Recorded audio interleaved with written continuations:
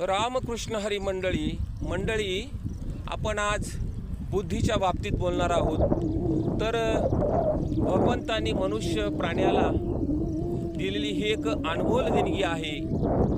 या बुद्धीच्या जोरावर हा मनुष्य प्राणी अनेक प्रकारची कामं करू शकतो। अशी बुद्धी मनुष्य प्राण्याला भगवंतांनी दिलेली आहे। अनेक प्रकारचं ज्ञान मिळवण्यासाठी या बुद्धीचा उपयोग केला जाऊ शकतो। ज्ञानेश्वर महाराज म्हणतात की बुद्धीचे वैभव अन्य नाही तुझे, एकाकीशी राजे सकळ सिद्धी।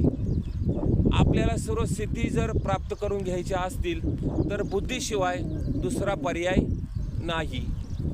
अशा प्रकारची ही अनमोल भेट आपल्याला भगवंताकडून मिळालेली आहे।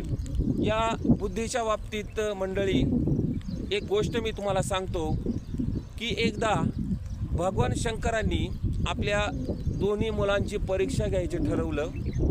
अर्थात कार्तिक ऋषी आणि गणपती बाप्पा यांची परीक्षा घ्यायचं ठरवलं आणि दोघांनाही त्यांनी जवळ बोलावलं आणि सांगितलं की जो कोणी पहिल्यांदा पृथ्वी प्रदक्षिणा करील त्याचाच विजय होईल। दोघंही प्रदक्षिणेसाठी निघाले। कार्तिक ऋषी त्यांचं वाहन मोरावर बसले आणि गणपती बाप्पा आपलं वाहन उंदरावरती बसले।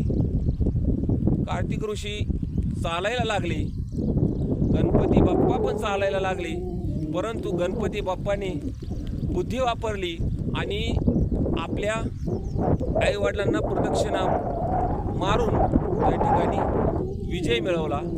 म्हणजे ही बुद्धी इतकी महत्त्वाची आहे।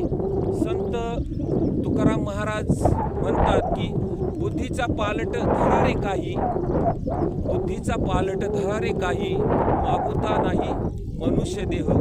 अरे आपल्याला भगवंताने जी बुद्धी दिलेली आहे त्याचा वापर करा, त्याच्यात बदल करा। आपण बुद्धीचा वापर कुठं करतो तर प्रपंचामध्ये भरपूर आपण बुद्धीचा वापर करतो, नाही तिथं वापर करतो। परंतु या बुद्धीचा वापर आपण कुठे केला पाहिजे? भगवंताचं नामस्मरण केलं पाहिजे, रोज भगवंताची आठवण काढली पाहिजे।